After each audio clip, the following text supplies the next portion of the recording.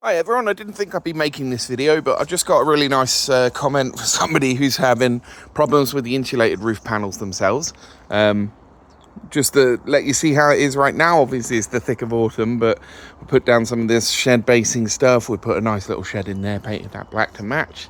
So this is how it's looking now. You can see I've got new barge boards there that are going to go on those. Not because I've had any problems, but because yeah, when I originally ordered them, I calculated the length of the panel, but then didn't realise the barge boards would have to be longer than the panels. Yeah, my subscriber there, I think he's a subscriber. I hope he is. If he's not, hit that subscribe button, all the YouTube things.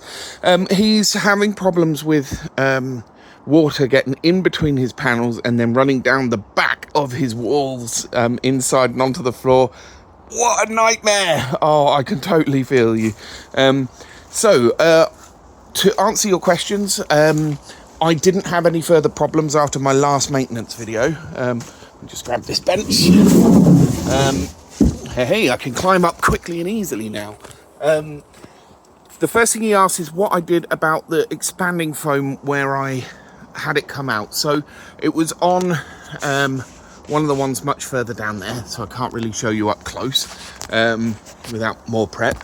It's been a while since I've been up here, so yeah, I definitely need to do something about the leaves, but I'll do that when I swap out the barge boards. He asked what I was doing about the expanding foam, how I handled the gaps, blah blah blah. So as you can see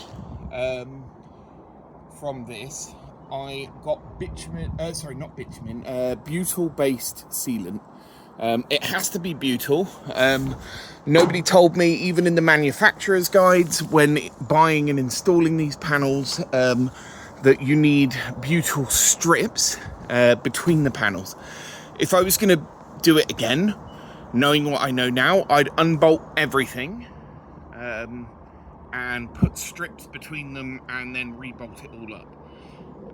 Because of the way that I built the building, I had to go in piecemeal. So you can see I went through each and every one, and some of them are absolutely horrendous there. And I did pry up all of the panels, and I put butyl sealant between the gaps for all of them. And I went nuts with the butyl sealant because I was sick of the damage it was doing to my building. I put too much in, sure, but better safe than sorry, right? As a wise Canadian man once said, the bigger the job, the better the gob. Something like that. I'll let you rearrange. So, yeah, and like there, where I was having major problems, I literally went ham. I just went ham with the stuff. Like, it's doing me more good on the build than it is off the build, even if it's not clean. This is the first time I've seen it since I did it 2 years ago, or a year ago, whenever it was.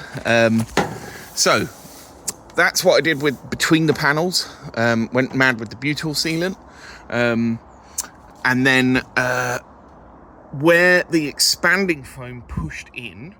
So he asked how I got to all of the cracks. Well, inside, let's go inside.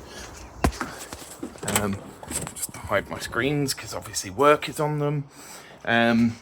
So I've still not gotten around to this. Inside, you can see this hole here. I drilled a hole and squirted the expanding foam in, and that filled up everything. And that got into all the cracks and stuff and pushed its way out where I had issues.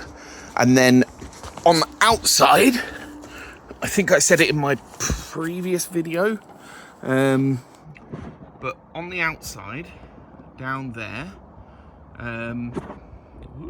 down there, focus, the black roofing sealant that I used expanded out like a bubble.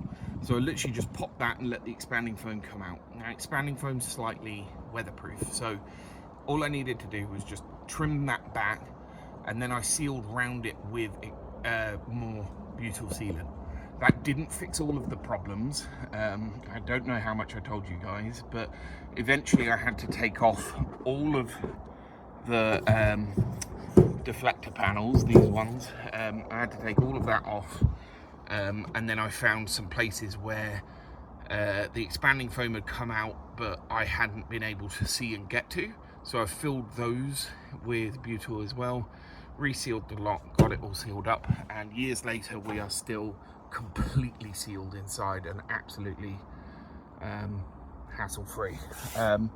So yeah, that's it. I think that was all he asked, so hopefully that's it. Chuck us a like, subscribe, share it with anybody who you know who's planning on building an office, and chuck us a comment if there's anything you want to know. If I know how to answer it, I will, and I'll probably put a quickie video up just showing what I've done when I change these out in a yes, whenever life lets me get to it. Yeah, so thank you very much for watching again. Hopefully that's everything.